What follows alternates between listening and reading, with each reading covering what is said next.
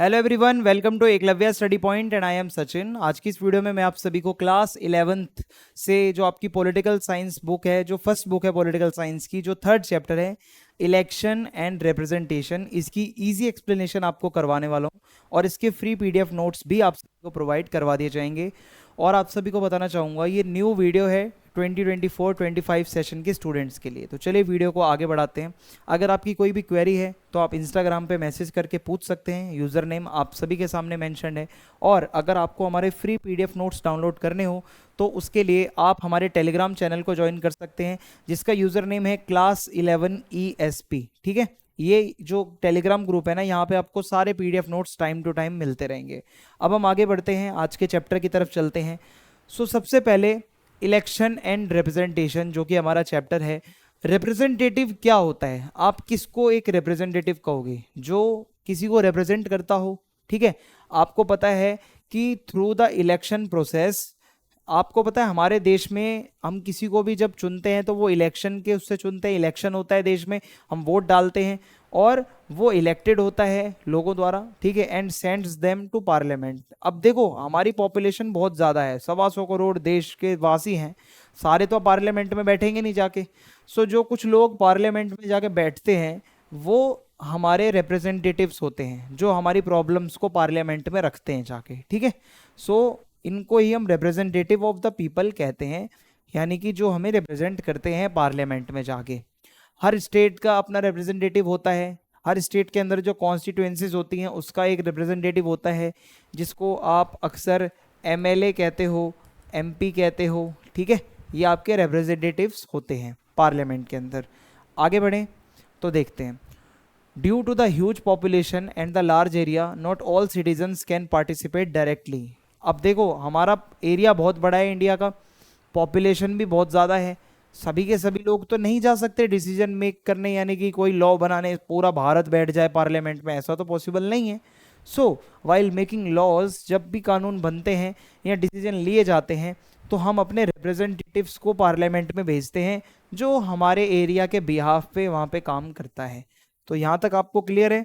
तो आगे बढ़ते हैं हम। देखिए, अब हम ये बात करेंगे कि डेमोक्रेसी कितने टाइप की होती है। ठीक है, लेट्स सी। डेमोक्रेसी का मतलब आपको पता होगा, जो हम खुद, जो पीपल, जो लोग होते हैं, वो अपने जो है लोगों, अपने ही लोगों में से किसी को इलेक्ट करते हैं वोट डालकर, और वो फिर हमारा रिप्रेजेंटेटिव बनता है और हमारे लिए काम करता है। ये होता है डेमोक्रेसी। दो तरीके की डेमोक्रेसी होती है। एक होती है डायरेक्ट डेमोक्रेसी। इसका मतलब है सिटीजन्स जो हैं वो पूरा पूरा पार्ट लेते हैं गवर्नमेंट बनाने में, वोट डाल के आते हैं खुद सिटीजन्स, और फिर सरकार बनती है। दूसरी होती है इनडायरेक्ट डेमोक्रेसी। अब इनडायरेक्ट डेमोक्रेसी में क्या होता है कि हम जिन लोगों को अपना रिप्रेजेंटेटिव चुनते हैं, वो लोग आगे जाके जो हैं, मतलब आगे जो है लोगों को चुन के फिर पार्लियामेंट में लाते हैं। ऐसा अक्सर आपने देखा होगा, जो हमारी राज्यसभा होती है वहाँ पे होता है। ठीक है, राज्यसभा में क्या होता है कि हम डायरेक्ट वोट नहीं डालते किसी भी राज्यसभा के MP को, लेकिन जो राज्यसभा के अंदर जो MP जाते हैं उनको हमारे द्वारा, जो हम जिन रिप्रेजेंटेटिव्स को हम चुनते हैं, वो आगे राज्यसभा के लिए फिर चुनते हैं उनको। यानी कि ये इनडायरेक्ट डेमोक्रेसी हो गई, जो इंडिया में भी होती है और इंग्लैंड में भी पाई जाती है। बेसिकली तो इंडिया में डायरेक्ट डेमोक्रेसी ही चलती है। अगला टॉपिक है इलेक्शन एंड डेमोक्रेसी। देखो, इलेक्शन और डेमोक्रेसी दो सिक्के के, मतलब ये समझ लो एक सिक्के के दो पहलू हैं। जहां इलेक्शन है वहां पे डेमोक्रेसी ऑटोमेटिकली आ जाती है, जहां डेमोक्रेसी है वहां इलेक्शन ऑटोमेटिकली आ जाता है। इलेक्शन और डेमोक्रेसी दोनों बहुत इंपॉर्टेंट हैं। ठीक है, ये दोनों एक दूसरे से जुड़े हुए हैं, इनको आप अलग नहीं कर सकते कभी भी। अब अगर हम आगे बढ़े यहाँ पे, तो आपको बताना चाहूँगा कि रिप्रेजेंटेटिव्स, अब आगे आप ना ये पढ़ोगे कि हमारे इंडिया में जो है किस टाइप का सिस्टम होता है। इलेक्शन के लिए हम क्या करते हैं, कैसे वोट डालते हैं, ठीक है, कितने टाइप्स के सिस्टम होते हैं, वो मैं आपको बताऊंगा। Democracy without election is incomplete, यानी कि इलेक्शन के बिना डेमोक्रेसी इनकम्प्लीट है। जब तक आप वोट नहीं डालोगे, जब तक डेमोक्रेसी कैसी भाई? ठीक है, इलेक्शन की इंपॉर्टेंस जब ही है जब डेमोक्रेसी होगी, और डेमोक्रेसी की इंपॉर्टेंस जब ही है जब इलेक्शंस होंगे। अब हम बात करेंगे election system in India. India में इलेक्शन का जो सिस्टम है वो किस तरीके से है। So the system of conduct of elections, हमारे इंडिया में जो इलेक्शन कंडक्ट कराए जाते हैं उसके बारे में हमारे कॉन्स्टिट्यूशन में लिखा हुआ है डिटेल में, बिल्कुल अच्छे से, कि कैसे कैसे इलेक्शंस होने हैं। फॉर दिस आप अगर देखोगे द कॉन्स्टिट्यूशन ऑफ इंडिया, अगर आप देखोगे वहाँ पे एक इलेक्शन कमीशन का जिक्र आता है, and the rules have also been described. So हमारा कॉन्स्टिट्यूशन ये बताता है एक इलेक्शन कमीशन होगी देश में, और वो काम करेगी, रूल बनाएगी और इलेक्शन करवाएगी। इलेक्शन की सारी रिस्पॉन्सिबिलिटी इलेक्शन कमीशन की होती है। अब मैं आपको ये बता देता हूँ इलेक्शन कमीशन से रिलेटेड थोड़ी सी details. So as you can see, election commission is our next topic. According to article 3 to 4 of the constitution of India, हमारे कॉन्स्टिट्यूशन के आर्टिकल 3 to 4 में ये लिखा हुआ है कि there will be an independent election commission of India, यानी कि जो इंडिया की इलेक्शन कमीशन होगी वो इंडिपेंडेंट होगी, वो किसी के प्रेशर में रह के काम नहीं करेगी बिल्कुल भी। और यहाँ पे ये भी लिखा हुआ है जहाँ पे 3 मेंबर होंगे, एक उसमें चीफ इलेक्शन कमिश्नर होगा, 2 इलेक्शन कमिश्नर्स होंगे, और यहाँ पे जो सबसे पहले इलेक्शन कमिश्नर थे इंडिया के, उनका नाम है मिस्टर सुकुमार सेन, जिनकी फोटो आप मेरे बैकग्राउंड में देख सकते हो। ठीक है, ये जो आपको नजर आ रहे हैं ये हमारे पहले इलेक्शन कमिश्नर थे, सुकुमार सेन। ये भी एमसीक्यूज में पूछा जा सकता है, तो याद रखिएगा। रोल ऑफ इलेक्शन कमीशन, देखो इलेक्शन कमीशन का क्या रोल होता है?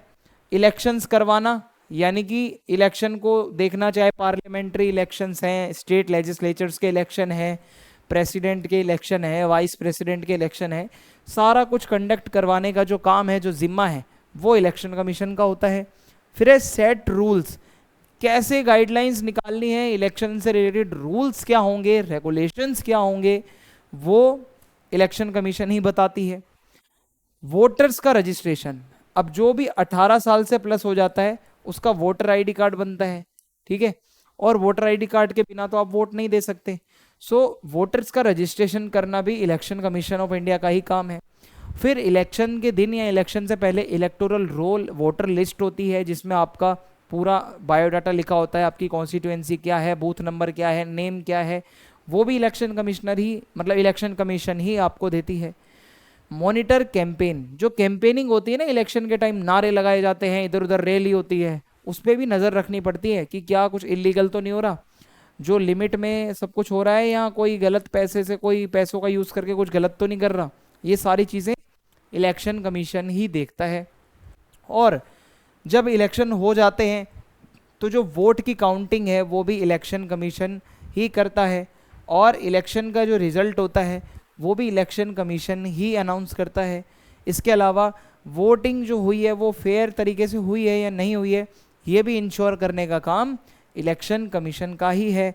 जैसे कि election commission works to ensure that elections are free, fair and without bias और करप्शन, यानी कि जो इलेक्शंस हुए हैं वो किसी भी करप्शन वगैरह के उसमें तो नहीं, मतलब कोई इसमें भाई भ्रष्टाचार तो नहीं हुआ, कोई ऑफिशियल कोई गलत एक्टिविटीज़ में तो नहीं मिला हुआ था, या किसी लीडर ने कोई गलत काम तो नहीं किया, फेयर तरीके से ही इलेक्शन हुए हैं या नहीं हुए, ये चीज़ें देखनी होती हैं।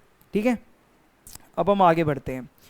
अब 2 तरीके से यहाँ पे सिस्टम होता है, बहुत ही इंपॉर्टेंट टॉपिक है, ध्यान से समझना इसको। एक होता है first pass the post system, एक होता है प्रोपोर्शनल रिप्रेजेंटेशन सिस्टम। 2 तरीके से इलेक्शन होते हैं। मैंने आपके लिए एक टेबल बनाई है जिसमें बहुत ही जो मेन क्वेरीज होती हैं वो लिखी गई हैं। पहला है कि जो first pass the post system है वो कैसे वर्क करता है। इसमें क्या होता है, winner takes all in each constituencies, यानी कि इसमें क्या होता है, एक बहुत बड़ा एरिया होता है, ठीक है, और उसमें छोटी छोटी कॉन्स्टिट्यूएंसीज होती हैं, और उस कॉन्स्टिट्यूएंसी से अगर वो जीतता है तो भाई वो विनर ही माना जाएगा। फर्क नहीं पड़ता पूरे स्टेट में उसकी पार्टी को कितने वोट मिले हैं, इट डजेंट मैटर।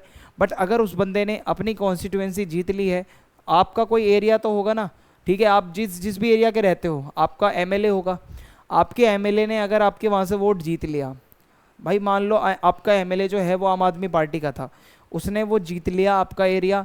अब आम आदमी पार्टी की स्टेट में गवर्नमेंट बने या ना बने उससे उसको कोई फर्क नहीं पड़ता, वो अपनी कॉन्स्टिट्यूएंसी जीत चुका है, ठीक है, ये इसमें माना जाता है।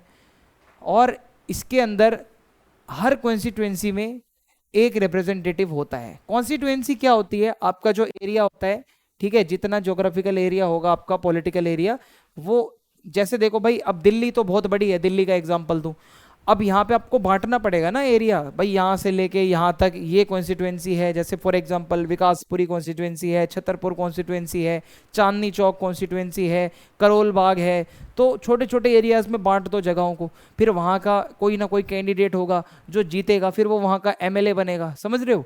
तो यहाँ पे हर कॉन्स्टिट्यूएंसी से एक बंदा जीतता है और वो एमएलए कहलाएगा वहाँ का, अगर वो इलेक्शन हो रहे हैं कोई स्टेट के, ठीक है। फिर क्या है यहाँ पे क्राइटेरिया क्या होता है जीतने का, candidate with the most votes win even if not over 50%।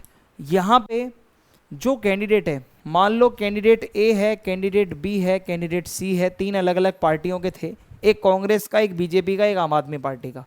अगर आम आदमी पार्टी वाले के वोट सबसे ज़्यादा आए हैं, चाहे बेशक 50% से भी कम आए हो एज कंपेयर टू ये, इनके भी कम कम है और 50% से इसके भी कम है, लेकिन अगर इसके इनसे ज़्यादा है, एक वोट भी ज़्यादा है, तो भाई ये बंदा जीत जाएगा, वहाँ का विनर कहलाएगा। ये क्राइटेरिया होता है। और इसके अंदर आप अगर देखोगे कि जो first pass the post system होता है, ये बड़ी पार्टियों का फ़ायदा होता है इसमें, क्योंकि बड़ी पार्टियों का नाम होता है, नाम सुनते ही सीधा जो वोटर्स होते हैं वो बटन दबा के आ जाते हैं, क्योंकि भाई छोटी पार्टियों को कोई पूछता नहीं है स्पोर्ट्स में। तो स्मॉलर पार्टीज में बी अंडर रिप्रेजेंटेड, यानी कि छोटी पार्टियों का रोल कम होता है इस वाले सिस्टम में। और गवर्नमेंट कैसे बनती है, देखो, can lead to majority governments even with less than majority voter support. हो सकता है वोट शेयर कम हो, वोट्स कम मिले हो, बट अगर सीट जीत ली है और मेजोरिटी में हो तो आप मेजोरिटी वाला ही यहाँ पे विनर है, समझ लो, सिंपल सी बात है। वोट कैसे भी आए हों, कितने भी आए हों, मेजोरिटी में हो तो आप विनर हो। सिंपल और इजी है भाई, बिल्कुल इजी है। सोच लो A B C D 4 candidate है, जिसने सबसे ज़्यादा वोट लिए वो जीत गया, बिल्कुल सिंपल है, कोई फंडा ही नहीं है। सो इसमें होता क्या है, तो अब हम ये वाला तो समझ चुके हैं, बहुत ही सिंपल था, बहुत इजी था। सेम चीज़ें अब इसकी समझनी है। प्रोपोर्शनल रिप्रेजेंटेशन, नाम से पता चल रहा है, इसमें सीट्स जो मिलेंगी आपको वो उसी प्रोपोर्शन में मिलेंगी जितने प्रोपोर्शन में आप वोट लेके आ रहे हो, ठीक है। कैसे, देखो, seats are allocated based on the percentage of votes each party receives. हर पार्टी को जितने परसेंट वोट मिलेंगे उसी प्रोपोर्शन में उसको रिप्रेजेंटेशन मिलेगा इन दी पार्लियामेंट, ठीक है। Multiple representatives for larger areas और द होल कंट्री। अगर कोई इसमें कॉन्स्टिट्यूएंसी है तो वो बहुत बड़ी कॉन्स्टिट्यूएंसी होगी, और ये बिल्कुल इसके अपोजिट है, यहाँ पे एक ही रिप्रेजेंटेटिव होता है, यहाँ पे मल्टीपल रिप्रेजेंटेटिव्स होंगे, बहुत ज़्यादा होंगे। और seats are distributed according to each party's share of the total vote. Seats कैसे मिलती हैं, जितने आप वोट लेके आ रहे हो, जिस परसेंटेज में वोट ला रहे हो उसी के अकॉर्डिंग आपको सीट मिलती है। इसके अलावा क्या होता है कि मोर accurately reflects the diversity of voter preferences. यहाँ पे क्या है कि भाई हर वोटर के वोट की कीमत है, कि भाई अगर यहाँ पे क्या है, मैंने इस वाले में आपको क्या बताया था, वोट बेशक कम हो बट अगर आप मेजोरिटी में आ रहे हो तो आपकी गवर्नमेंट बनेगी। एक बात मैंने यहाँ पे और बताई थी, ऑल ओवर स्टेट में आपकी पार्टी ने कैसा भी प्रदर्शन किया हो, बट अगर अपनी कॉन्स्टिट्यूएंसी में आपके वोट ज़्यादा हैं तो आप जीत जाओगे। पूरे स्टेट में क्या ओवरऑल वोट परसेंटेज कितना है, इट डजेंट मैटर। बट यहाँ इसका उल्टा हो जाता है, यहाँ पे आपकी पार्टी की परफॉर्मेंस देखी जाती है कि कितना परसेंटेज ऑफ वोट उस पार्टी को मिला है, ठीक है। सो इसमें अक्सर क्या होता है कि कईयों का वोट शेयर, भाई इसमें मैंने आपको बताया था ना कि जो बड़ी पार्टी है उसका फ़ायदा होता है, नाम चलता है। बट इस वाले में क्या है कि भाई यहाँ पे कोएलिशन गवर्नमेंट बनती है ज़्यादा, क्योंकि सभी को वोट ज़्यादा नहीं मिल पाते, किसी पार्टी को कम वोट मिल रहे हैं, परसेंटेज देखी जाती है ना यहाँ पे, उसी प्रोपोर्शन में आपको सीट मिलती है। तो इसमें अक्सर छोटी छोटी पार्टियों को जोड़कर गवर्नमेंट्स को बनाया जाता है, सरकारें बनती हैं छोटी छोटी पार्टियों को मिलाकर।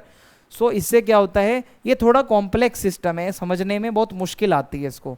इसलिए हमारे इंडिया में first pass the post system चलता है, जहाँ पे हम वोट डालने जाते हो ना, सिंपल है, वोट डाला, सबसे ज़्यादा वोट मिले वो बंदा एमएलए बन गया, वो बंदा एमपी बन गया। कोई इसमें लॉजिक ही नहीं है ज़्यादा सोचने का। तो हमारे इंडिया में ये बहुत सिंपल है, इसलिए इसको ये अडॉप्ट किया गया था, ठीक है।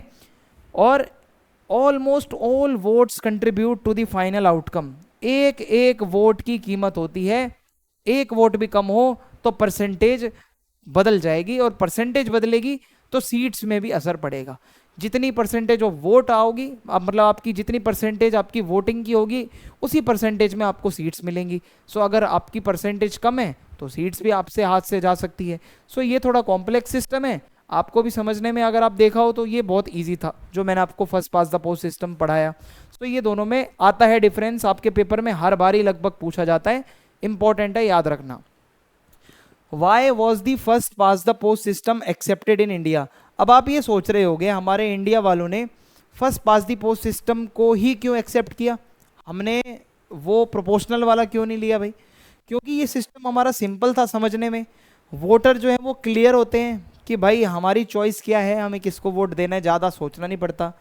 This system is suitable for a country with a large population like India. अगर हमारे इंडिया की बात करें तो बहुत बड़ा है हमारा इंडिया, और इस इतनी बड़ी पॉपुलेशन के लिए भाई यही सिस्टम आसान है समझना, वरना बहुत कॉम्प्लेक्स हो जाता है। और वोटर्स को कैंडिडेट के बारे में पर्सनली पता होता है इसमें, जैसे आपके वहाँ का जो एमएलए कैंडिडेट होता है, जो आपके वहाँ का एमपी कैंडिडेट होता है, पता होता है ना आपको ये बंदा कैसे काम करेगा। सीधा पार्टी के नाम पे वोट डालोगे, आपको क्या पता भाई सामने वाला कैसा हो। सो ये थोड़ा सा इजी होता है समझने में। नेक्स्ट टॉपिक है यूनिवर्सल एडल्ट फ्रेंचाइज। इसका मतलब होता है हमारा कॉन्स्टिट्यूशन हमें एक राइट देता है, और वो राइट है राइट टू वोट। जो भी सिटीज़न 18 प्लस हो चुका है, 18 साल से प्लस है, वो वोट डालने जा सकता है। कोई डिस्क्रिमिनेशन नहीं होगा, आपकी कास्ट, आपका रिलीजन, आपका सेक्स, आपका प्लेस ऑफ बर्थ, कोई भी डिस्क्रिमिनेशन नहीं होगा। जो बंदा इंडिया का नागरिक है वो वोट डालने जा सकता है, 18 प्लस है अगर वो, ठीक है। सो ये आपका राइट है। इलेक्शन सिस्टम जो है हमारा, उसमें बहुत सारे फॉल्ट हैं, बहुत सारी कमियां हैं जिसमें सुधार की जरूरत है। जैसे कि एक्सेसिव एक्सपेंडिचर ऑफ मनी। बहुत नेता जो पैसे वाले होते हैं वो अपने मनी और मसल पावर के बेसिस पे इलेक्शन जीतते हैं, जो बहुत गलत बात है। Make popular promises. नेता जो है बड़े बड़े वादे करते हैं पर उनको पूरा नहीं कर पाते, ये ऐसा नहीं होना चाहिए। Increased involvement of criminals. अक्सर कई नेता क्रिमिनल बैकग्राउंड के निकलते हैं, जिन पे कई तो रेप के केस चल रहे होते हैं, कहीं मर्डर के केस चल रहे होते हैं। तो ये चीज़ें पहले से चेक हों अच्छे से। Purchase of votes. बहुत से नेता वोट खरीद लेते हैं भाई, पैसे देकर, और वोट खरीदना, गरीबों को बहलाना फुसलाना, इसमें भी काम होना चाहिए। Spread communalism. जो दो कम्युनिटीज़ को भड़काने का काम करते हैं नेता अपनी स्पीच, हेट स्पीच देकर, वो भी नहीं होना चाहिए। Vote in the name of violence, caste and religion.